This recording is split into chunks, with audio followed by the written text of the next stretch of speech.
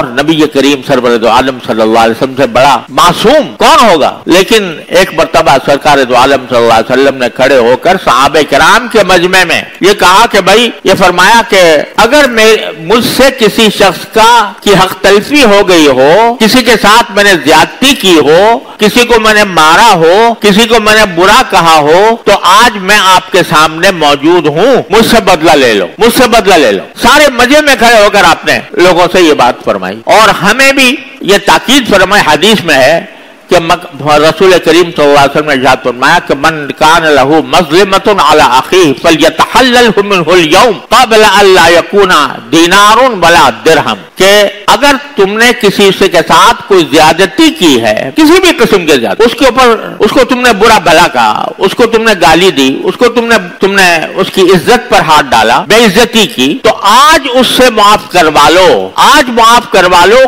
क़ब्ल ला यकूना दीनारुन वला दिरहम, उस वक्त के आने से पहले माफ करवा लो जबकि न दीनार होगा न दिरहम होंगे, न पैसा रुपया पैसा कुछ भी नहीं होगा। यानी आखिरत में आदमी जब जाएगा ना तो सारे पैसे माल दौलत जो कुछ है यहीं छोड़ के चला जाएगा। वहां ना दीनार होगा, ना दिरहम होगा, ना रुपया होगा, ना डॉलर होगा, ना पैसा होगा, ना रियाल होगा। वहां तो जो कुछ होगा वो नेकियां होंगी, तो नेकियों के जरिए तबादला होगा। अगर किसी शख्स की आपके हक तलफी की है, किसी बंदे की, किसी को तकलीफ पहुंचाई है किसी भी किस्म की, तुम्हारी नेकियां उसको दी जाएंगी उसका हक अदा करने के लिए। तुमने जो नमाजें पढ़ी थी, तुमने जो रोजे रखे थे, तुमने जो सदके किए थे, वो तुम्हारे नामा अमाल से उठाकर उस बंदे के नामा अमाल में डाल दिए जाएंगे जिसकी तुमने हक तलफी की। वहां तुम पैसे देकर माफी नहीं करा सकोगे, पैसे होंगे ही नहीं, होंगी तो नेकियां होंगी, वो नेकियां उठाकर दे दी जाएंगी उस शख्स को जिसकी तुमने हक तलफी की थी। तो फरमाया उस वक्त के आने से पहले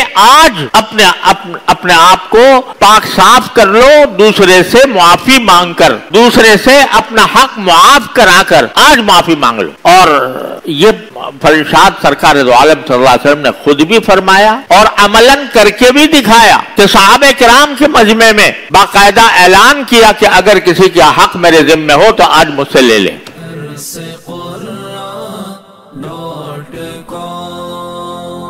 www.darsequran.com